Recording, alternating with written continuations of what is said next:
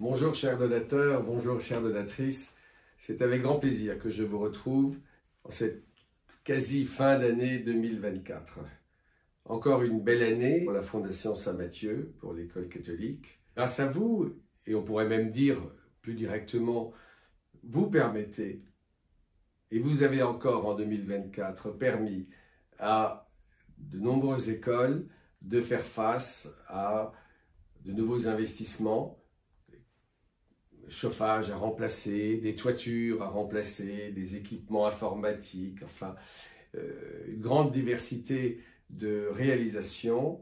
Et je vous en remercie au nom de la Fondation, au nom des bénévoles qui nous aident, au nom de l'ensemble des fondations sous égide, qui chaque jour sur le terrain trouvent les projets que nous vous soumettons.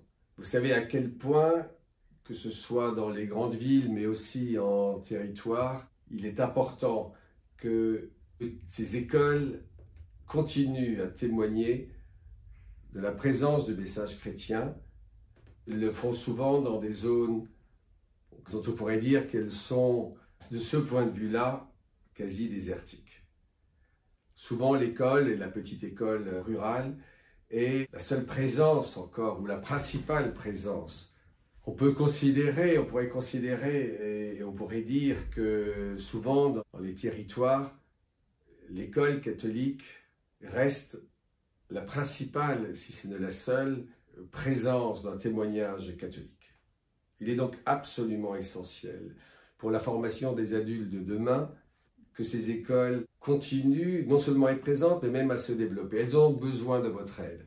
Et en cette fin d'année, en cette période de Noël qui se rapproche et qui est une période de fête, les écoles catholiques que vous soutenez doivent aussi, comme on peut dire maintenant, être de la fête.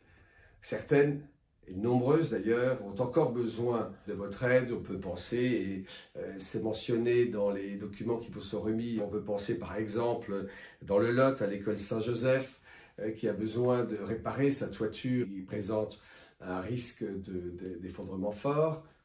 On peut penser aussi dans l'Ain à l'école Saint-Pierre-Chanel par exemple, qui a besoin de remplacer son chauffage. Et en cette période de l'année, vous comprendrez aisément pourquoi c'est important. Ce ne sont là que des exemples, mais c'est pour vous montrer que ce dont on vous parle n'est pas un projet abstrait, général, théorique. C'est pour répondre à des besoins quotidiens, pressants, immédiats. C'est pour cela que, une fois de plus, mais nous continuerons à le faire, nous sollicitons votre générosité.